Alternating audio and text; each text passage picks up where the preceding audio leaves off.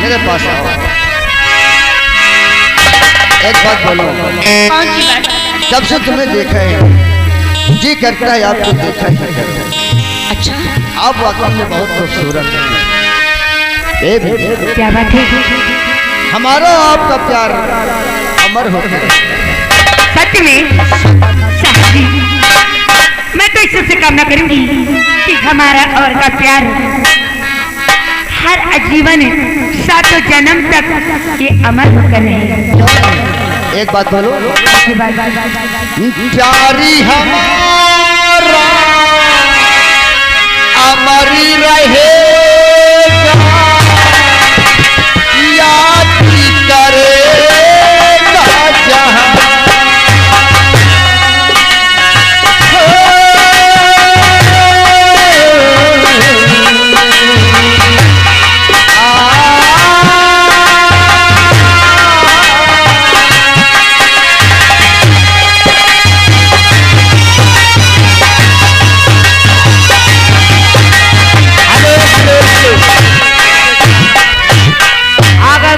राजकुमार जो कि रूनीपुर के रहने वाले 100 रुपया घर मालिक को व्यवहार और साथ में आ गए आसाराम ड्राइवर जो कि कैथल के प्रो की तरफ से सीट पे खुश होकर 20 रुपया इनाम पाली को धन्यवाद।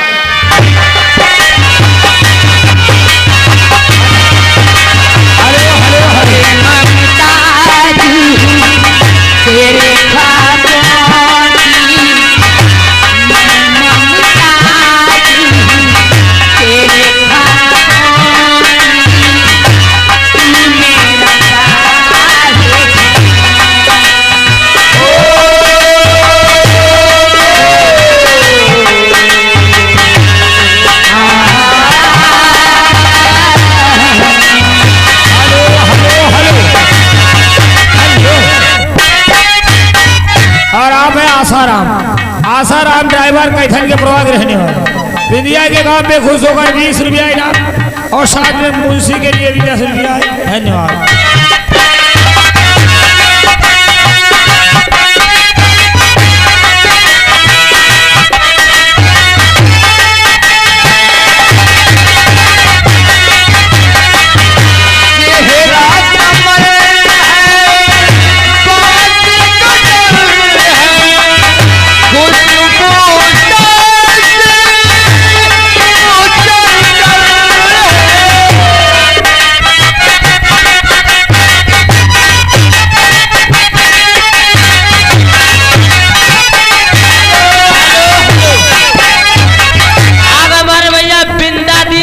झाम के प्रो की तरफ से 50 रुपया घर मालिक को व्यवहार होगा। हमारे भैया होरी लाल जो कि शिवगंज की तरफ से 100 रुपया व्यवहार है।